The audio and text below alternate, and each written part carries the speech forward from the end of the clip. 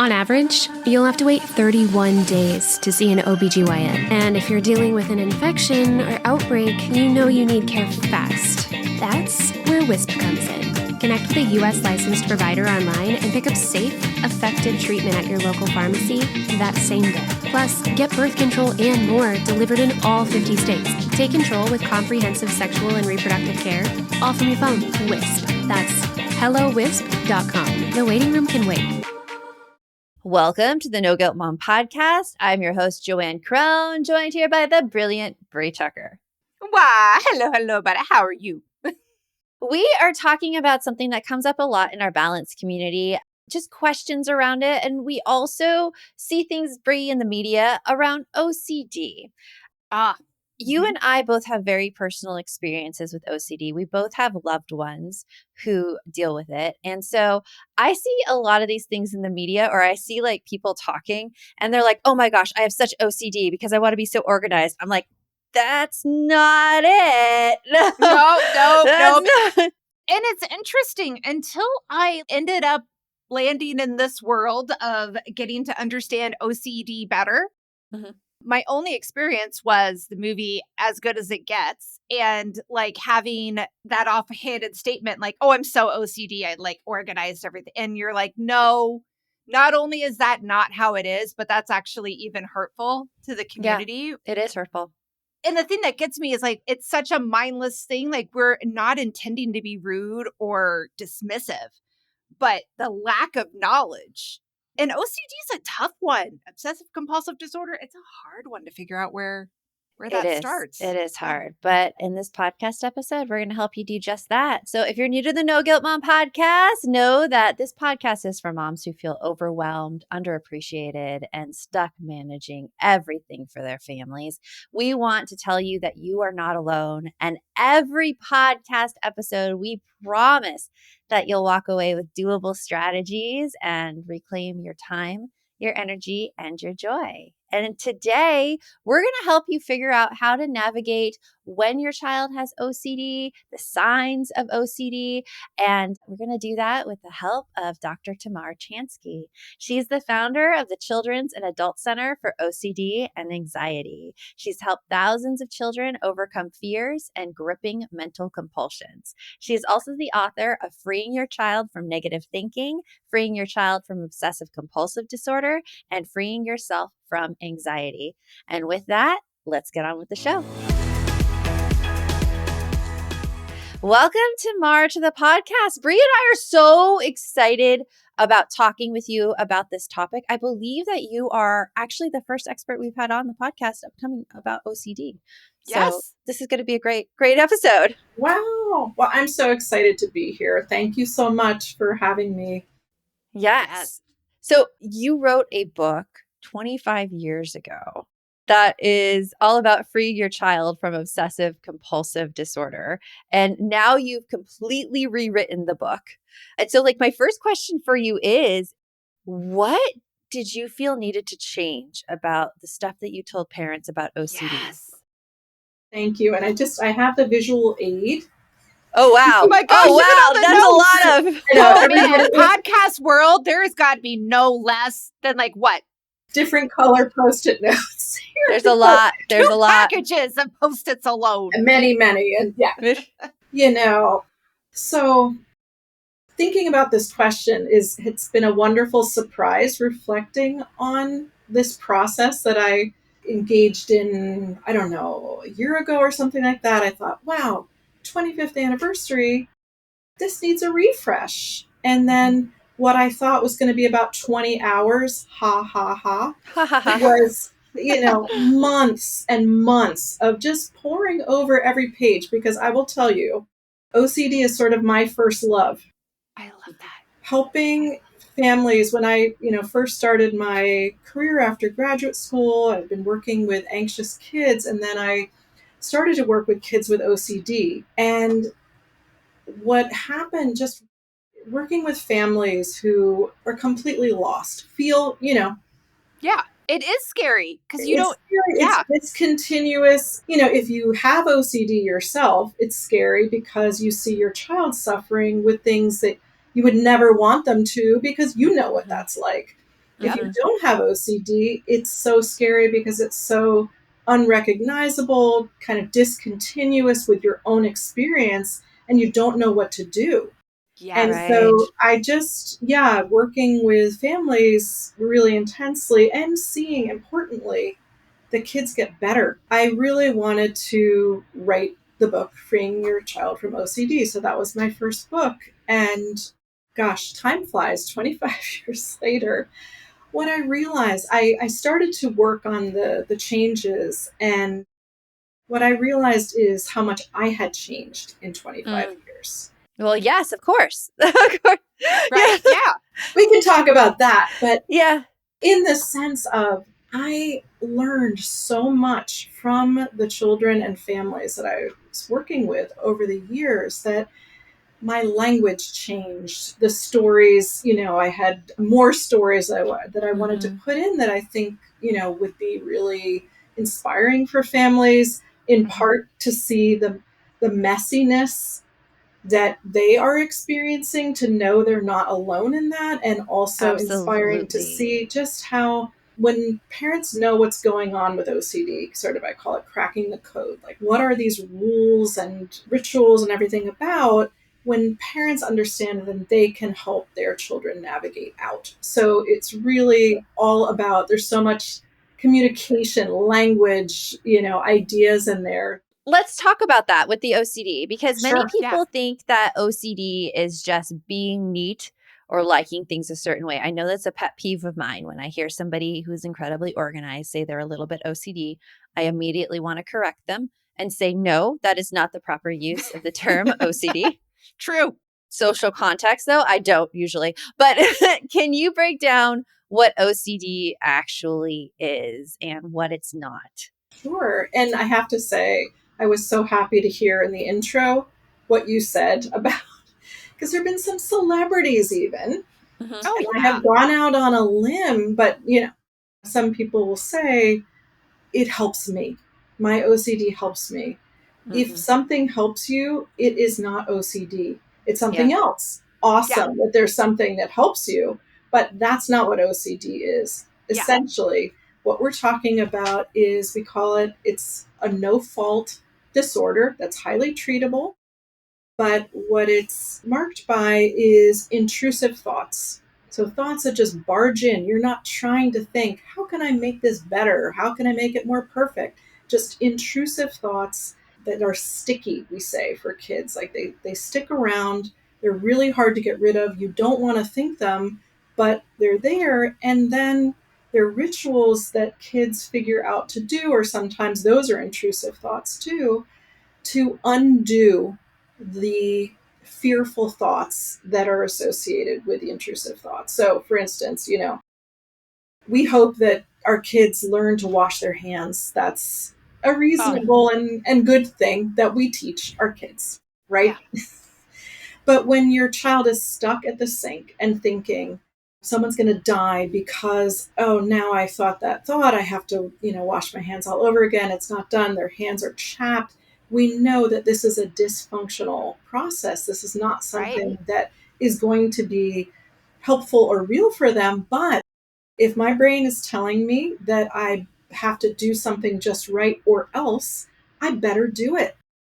When you can, even in a first session or conversation with a family, explain why this is happening, that these are, the filter's not working right in your wonderful brain. This Yeah. tiny Yeah. part is hiccuping. It's just sending the wrong message over and over. It's stuck. You can retrain your brain to not send you those messages by breaking the rules and not doing the thing like it's telling you to do. It's so interesting you say about retraining your brain to not tell you the message, because I hear that and I'm like, oh, Tamar, I need to retrain my brain to not tell me some messages. I would like that so much. We all do. Right. Yeah, Yeah. we I all know. do. That's, Yeah. yeah, that is the way that there is overlap with OCD, but where there isn't overlap is just the content is off script. Yeah. A lot of times people will say, well, isn't it just anxiety? It's actually its own category now, because the content, the types of thoughts that kids have are not like, I hope I do well on that test, or I'm stressed about getting into college. It's I'm going to hurt somebody or, yeah, it's like such a bigger being. Like I always kind of saw like in terms of like OCD, at least the way that it resonates in my life with my loved ones that have it. It's almost like Bigfoot.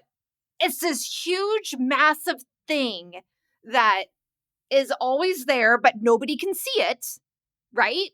But we can feel it. We know it's there and it's huge. And with my loved ones that have OCD, it causes fear in them, fear and shame. Mm-hmm. And that's where, like, in our household, it was hard to get help for so long with it because it was hard to figure out exactly without us knowing what was going on. Yes. It's Right, hard. It's hard Joanne? to figure out what's going on. And I want to get into a little bit about the differences between OCD and anxiety, and also kind of the stories and the thoughts that may appear in kids so that you can recognize them as a parent that maybe, oh, this thought may be Yeah. OCD. And we're going to do that right after this. If there's one thing I know as a parent and early educator, it's that kids crave structure and not always the same kind for every kid. I had one who thrived in a back to basics setting and another who struggled every step of the way. Yes, kids are different. That's where K-12 powered schools shine. They give your child a daily schedule, certified teachers, and tech-powered tools that keep them focused while letting them learn at their own pace in their own place. And beyond those lessons, K-12 helps students build real-world skills and confidence. They have online clubs, social events, and learning experiences that are built around your student. So join the more than 3 million families who have been served by K-12 and empower your student to reach their full potential now. Go to k12.com/ngm today to find a tuition-free K-12 powered school near you and enroll now. That's the letter K, the number 12.com/ngm. k12.com/ngm. Let's be real, guys. Money fights are the worst. And trying to have a calm, civilized conversation about money, yeah. And don't even get me started on the feelings of shame and guilt that so many of us women feel around spending. Oh, I know, but Monarch Money changes that. It takes out the unknown factors that can cause those fights and feelings. You can track shared and individual accounts, set goals together, and keep those money check-ins drama-free. And I love that you can even loop in a financial advisor or tax pro without paying any extra. So no more guessing, hiding, fights, or just hoping it works out. Monarch Money makes it easier to be on the same page. Get control of your overall finances with Monarch Money. Use code NOGUILT at monarchmoney.com in your browser for half off your first year. That's 50% off your first year at monarchmoney.com with code NOGUILT. Taking on a DIY job around the house is the ultimate summer project. But if your DIY home security system is a beware of dog sign, when your real pet is Princess the cat, that's safe-ish. To be actually safe, help protect your home with a DIY system from ADT. It's easy to install and gives you virtual assistance from ADT's technical support team. Best of all, you can tell everyone in the neighborhood you set it up yourself. Don't settle for safe-ish this summer. DIY with ADT instead. Visit ADT.com to learn more. So, Tamar, before the break, we were talking about how OCD is more than just, I need things a certain way. I know in my experience, like it was hard for us to identify what was OCD. My loved one actually diagnosed themselves with OCD after seeing a lot of TikToks and Reels. They brought that to our attention and we were able to then go see a therapist about it. So, it's so hard to diagnose OCD because a lot of the things that happen with it are in the person's head. And like Bree said, they're not visible. You don't know they're there, but they're affecting behavior. Something that I've seen is, for instance, this fear of food poisoning, of getting contaminated by something. The thoughts weren't always present, but the behaviors were refusing to eat anything that had so much of like a little speck on it that maybe that it's going bad, but it's definitely not going bad, but we're just going to take that off the table and just not eat the whole thing. Or like refusing to eat leftovers because they're not fresh. Yeah. And those kind of things. What kind of like along those lines, I want to make this really concrete for parents. What kind of behaviors might they be seeing in their children that may point to OCD? Yeah. So those are great examples. And I want to highlight the idea that parents were always trying to figure out what's going on and juggle all the million other things that we're doing at the same time. Mhm. But so you see your child not eating, immediately the kind of script that may come up is, why are they refusing to eat? Or why are they wasting food? Yeah. Oh, that would totally be my inner dialogue right exactly. there. Or why are they taking forever In the bathroom or in the bathroom forever, picking through things. It's just, so our curiosity and non-judgmental, as much as humanly possible, frame will help offset that shame, misunderstanding, all of that, and help to get the answers sooner. So assuming that kids have sort of good intentions for the most part of what they're trying to do. Yeah, always. Kids always trying the best they can. Yeah. What's your brain telling you? Like, what are the thoughts that are coming up for you? So we might say, like, what are you doing? We all say that, right? But yeah. take two, it's going to be helpful to say, like, hey, what's going on? I see this happening. What's going through your mind, or what's your brain telling you? Then it may be a little more of a welcome mat and safety sign to your child to say, I don't know, and that's like, okay, that might be an opening to go further. But in terms of the things that parents will see, it's these unusual behaviors, things being time consuming, a lot of repetition of things. And we were talking about washing your hands over and over, lots of soap being used, sort of time disappearing.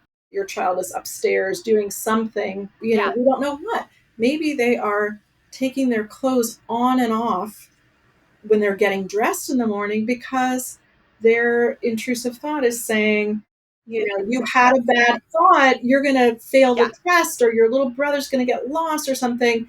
Now you have to take the shirt off and put it on again when you don't have a bad thought. It's like, this is the thing is, when you hear the stories of what your loved ones are experiencing, your heart just breaks, because you realize kids are really trying to figure out the right things.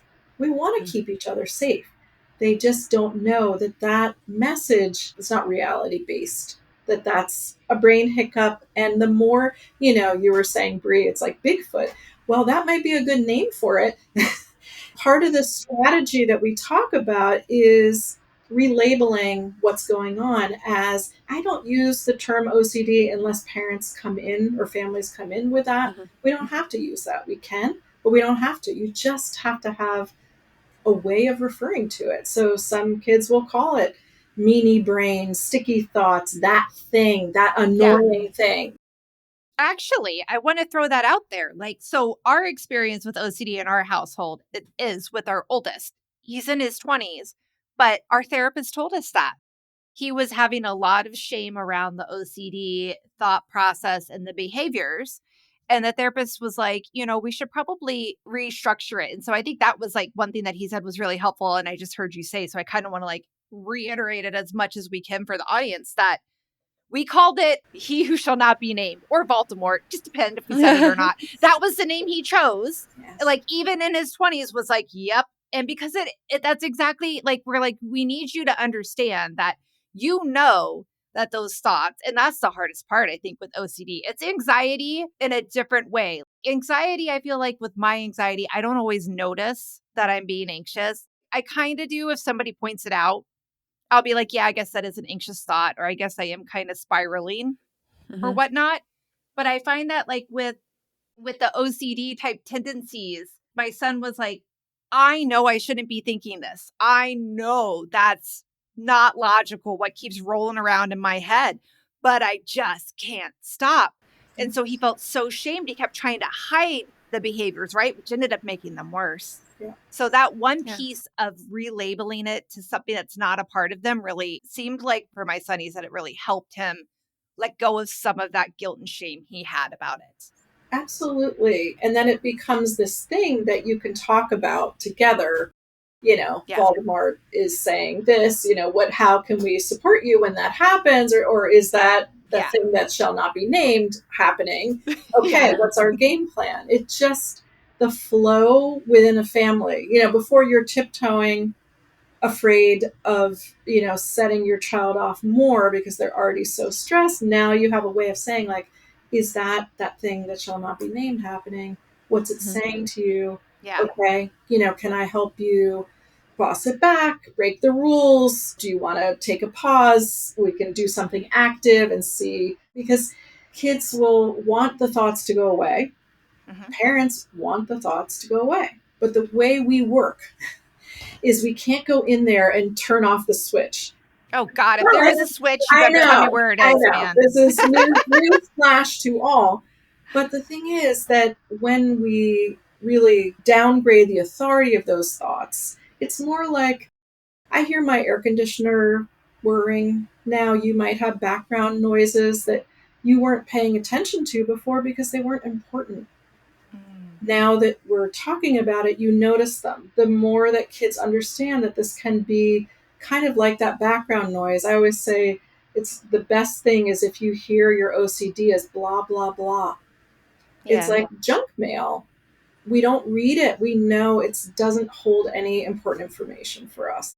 So what I'm hearing, first of all, is that if your child might have those thoughts, the first thing to do is to rename it, to call it something else, saying like, is he who should not be named happening, or the other names that you said, or just come up with a name as a family, and then help with some strategies. And you said, change the rules, boss back, take a pause. Yes. So those are all things are helpful in it. I want to know the next steps in that, and we're going to talk about that right after this. You're the owner of a small business, which means you could use another pair of hands, like the experts at Verizon Small Business Days, August 11th through 17th. Get a free tech check and special deals like a free 5G phone. You know you want one. Call 1-800-483-4428 or visit verizon.com/smallbusiness to book your appointment. Verizon Business. Available for select 5G phones. New line device payment agreement and select data plan required. Credit applied to account over agreement term up to 36 months. Terms apply. Offer ends 8/17/2025. Vitamin Water Zero Sugar has great taste, zero BS, and obviously zero sugar. For those with zero room in their calendar, zero patience for slow walkers, those who get 0 hours of sleep on a Saturday night, have zero filter, zero given, and zero interest in grabbing a plain, boring water. Grab a delicious Vitamin Water Zero Sugar today. Does it ever feel like you're a marketing professional just speaking into the void? Well, with LinkedIn ads, you can know you're reaching the right decision makers. You can even target buyers by job title, industry, company, seniority, skills. Wait, did I say job title yet? Get started today and see how you can avoid the void and reach the right buyers with LinkedIn ads. We'll even give you a $100 credit on your next campaign. Get started at linkedin.com/results. Terms and conditions apply. So before the break, Tamar, we were talking about what to do when your child has an intrusive thought and how to kind of help them fight back against it. Now, you mentioned 3 strategies: the boss back, the change the rules, and take a pause. What does it look like then when you use like those strategies? What does boss back look like to an OCD thought? And I'll give you one, actually. I have one thing that has been bothering me for a long time. It is my fear of flying. I have always been afraid of flying. I have visions of the plane crashing. I don't need to go into those for everyone out in podcast land, but I have developed this thing where every time before I get on a plane, and Bree knows this, I have to take a picture of myself. I call it Joe on the Jetway, and then I have to send it to all of my family members who are not on the plane with me before I get to the door of the plane, sometimes after the door of the plane. And then like that makes me safe. This is not great. This is not great. And yet, this is just how I roll. So when we're thinking about the thought, the plane will crash, how do you use boss back on that? And I would say that maybe how you're handling that fear, which I bet you need to travel a lot, and we all try to figure out I'm calm on the plane after I do all that. I'm good. Yes. I'm good. The most adaptive ways to make our lives work, right? Yes. So maybe there are just some small things to change there. But one is that to start to think, Joanne, that those strategies that you're using are when you said, I have to take a picture, I have to send it, just start to edit in, I feel like I have to. Okay. So that's an a easy small change. shift. It's not kind of earth shattering, but the thing is, when we say I have to do something, we're going to do it. We feel like we really need to. But if you begin to introduce a little bit of a wedge there, drive a wedge between that, because it feels like those are the things you need to do to be safe. Also, you know that you don't. A part of you knows that the plane, right? Yeah. As happens with intrusive thoughts, it feels like that has to happen in order for you to be safe. So that would be one shift there. Another is, when I said earlier about sort of break the rules. I mean, bossing it back. If this bothers you, you might say, like, what do you want to call this phenomenon? We'll do a session right here. Yeah. Okay. I've labeled it as a cute, quirky little thing I do so I could get away with it in public. But well, you might say, thank you, cute, quirky thing. But you are taking up time and probably making me feel more anxious than I need to or want to. So thank you, but I will be changing the rules. And you might start, in addition to editing the way you're talking to yourself about this, to do fewer of the steps. Maybe you said you feel like, you feel like you have to take a picture and then you feel like you have to send it to my family. Yeah, my husband. If my husband's traveling with us, it's my parents. If yes. It has to be designated family members who are not on the plane. This is the thing. You can go as quickly or as slowly as you need to. Change is always good, whatever it is. So whether this happens tomorrow, you're like, I had this conversation. You know what? I'm sick of this and I'm not doing it because I know it's magical thinking. Yes, it's scary to picture a plane crash. That means my nervous system is working right. No one feels good or should feel good thinking about that or looking at that. But I also know my brain's kind of playing tricks on me because no one else wants a plane crash, but they don't feel like their brain isn't sending them the messages that they need to go through all these steps. So you know what? Respectfully, I'm not going to do that. That would be going quickly with it. That's fine. Going slowly, maybe there's some part of it you could skip or change or delay. Oh, delaying. Yeah, that's what we do a lot. Any change that you make is breaking up a pattern that is reinforced every time that you do it. So tell me about delaying. What does delaying look like when you're coaching kids, especially how to delay behavior? Yeah. Well, so let's say it's a child. So we've talked about contamination, hand washing, checking is another, going back, checking and rechecking, redoing things like the clothing on and off. So delaying just means that if, let's say, a child feels like they need to recheck their backpack, look to make sure all the papers are in there and zip it 10 times, whatever, so they'll do well in school. And so we do the relabeling of that's bossy brain saying that. We know that's not true, but there's a strong feeling inside. Okay, how long do you feel like you can delay before you decide again, is this something you need to do? Because OCD absolutely benefits from our attention. If we're standing in front of it, it's hard to resist. If you're holding your camera, that you just took a picture and you're like, oh, okay, I shouldn't send it. Put the phone away. Do something else. Getting your brain busy with something else. It's not just a distraction strategy. We think of it more as engaging somewhere that is more productive and your choice. A different part of the brain gets engaged at that point. You're not in fear mode. So I say to kids, do you feel like you could delay for 5 minutes or 10 minutes and then reevaluate? We set the timer, we do things in session. set the timer. We start talking about what movies they're going to see this summer, what their sports they're doing. And then I'll check in, and what happens, the anxieties come down, not by doing a ritual, just by re-engaging a different part of the brain elsewhere. That's a really helpful strategy. Okay, I have a question about that because you were talking about like engaging a different part of the brain. And I have read that, again, one of the big things that for me has been difficult as trying to wrap my brain around the OCD and how to work with that diagnosis with my child is that I have read that the brain kind of acts more similar to an addict type brain. And like you said, the brain really wants to do that at the moment. They really want to do whatever that compulsion is. And again, I guess that's what I'm talking about. When there's a compulsion that you're trying to break your child up because like you know that it's not helpful for them. They have expressed that it's not helpful for them. But I have found that it brings up different behaviors that I have not seen in any other aspect of my child except for when we're trying to break it. So like that was something that we had read in one of our books about like how it can make the brain react in similar ways to an addict. They really, really want the comfort of doing that compulsion to bring down their anxiety. Just like if you were an alcoholic, you really, really, really want that drink to help you feel calm and relaxed. Is that a correct analogy? Kind of yes, second, no?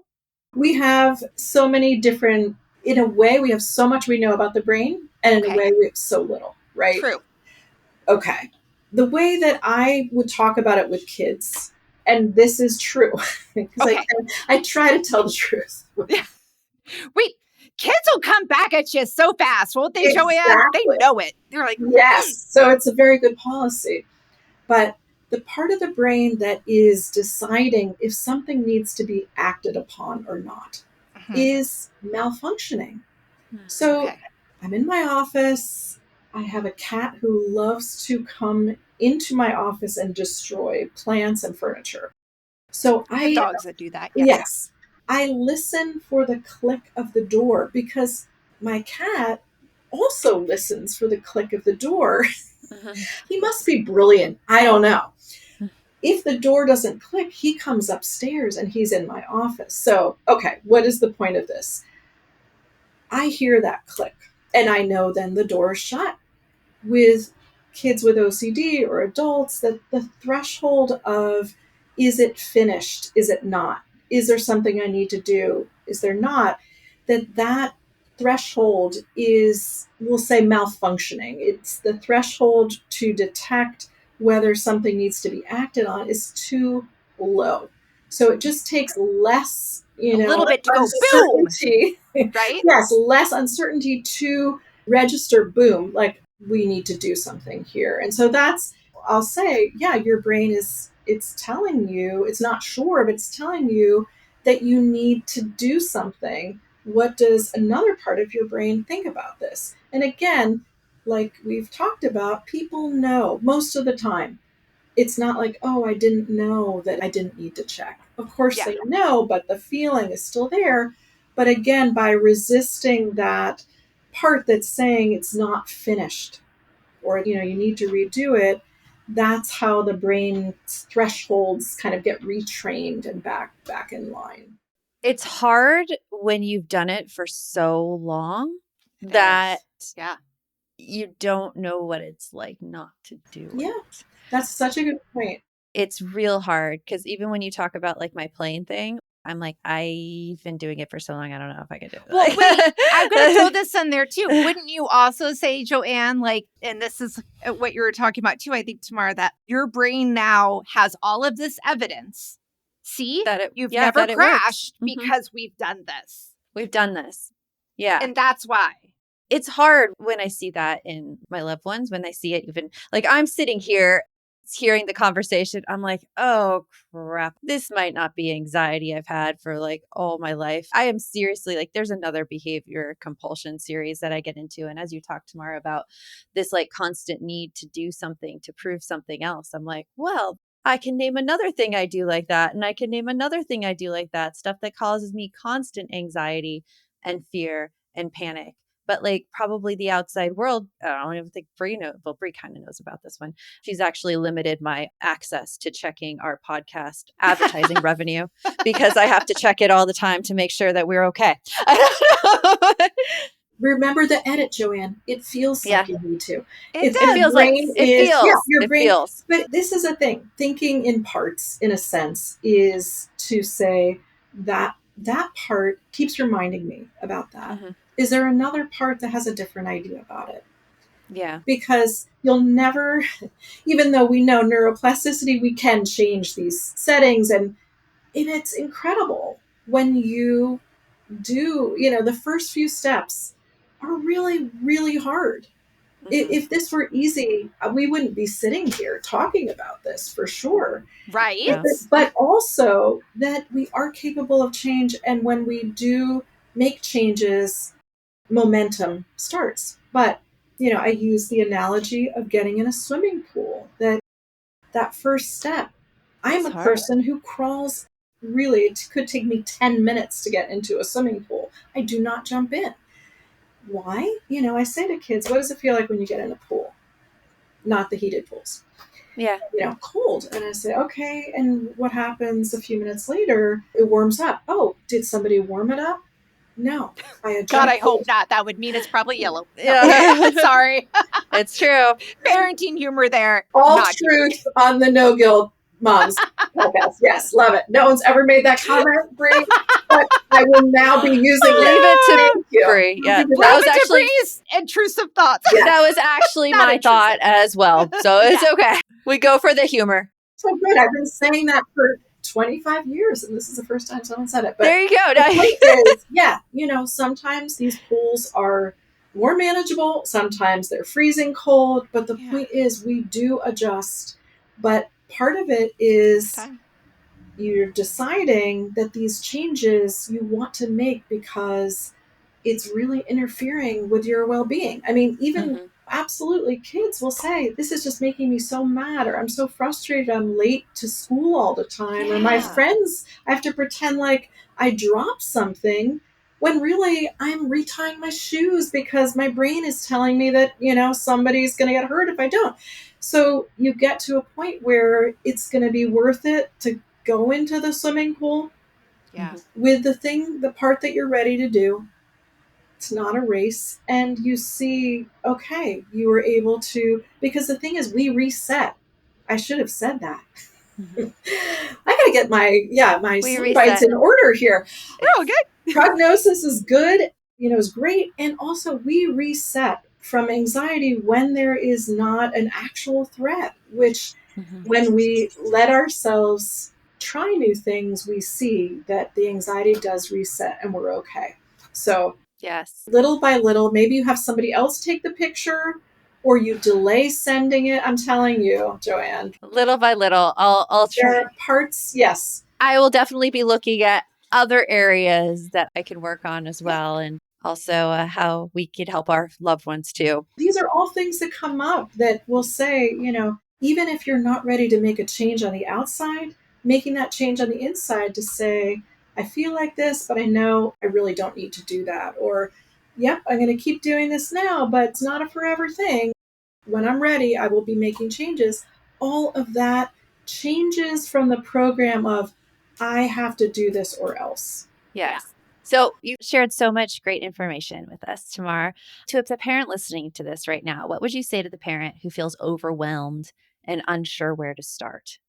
I would say you are like every parent at the beginning of this journey.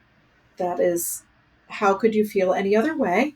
Fortunately, we live in a time when OCD is really treatable. There are great ideas and resources. Check out including your book. Go get your book. The book. Yes.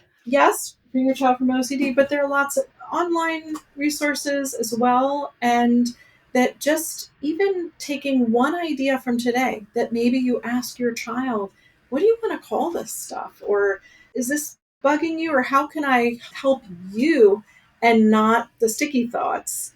Just one movement starts more movement. That's how it works. I love how you're reiterating, like separating the sticky thoughts from the child's identity. Yes. And the I have to the I feel like I have to. You got it. Just you're creating a little bit of distance in your child's life and between the thoughts and themselves. Exactly. This would never be a choice that anyone would make. It's what do we do with the thoughts that come up?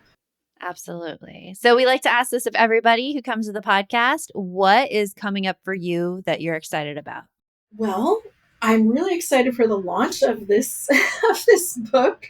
Yeah, that's August 5th, 2025. And that's just a great milestone because, as I said, I feel so connected with the families of kids with OCD.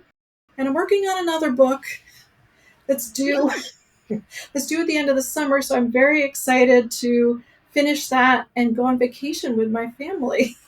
That's Where are you guys exciting. going? I'm in Philly. We go to the Jersey Shore. That's our the thing beach around here. We go, Yeah, down I the love the shore. beach. That's Yeah. the best vacation everywhere. Yes. Very fun. Yeah. Well, thank you, Tamar, for joining us and sharing all of this great info for helping our kids with OCD and even figuring out if it's OCD that we may be dealing with or we may be seeing in our child. So thank you for everything that you have shared. Thank you so much. And remember, the best mom is a happy mom. Take care of you, and we'll talk to you later. Thanks for stopping by. If you'd like to support the show further, you can share episodes with your loved ones, leave a positive review, or follow us on social media at No Guilt Mom. You can also show your love by visiting our amazing podcast sponsors. We have a link in the show notes.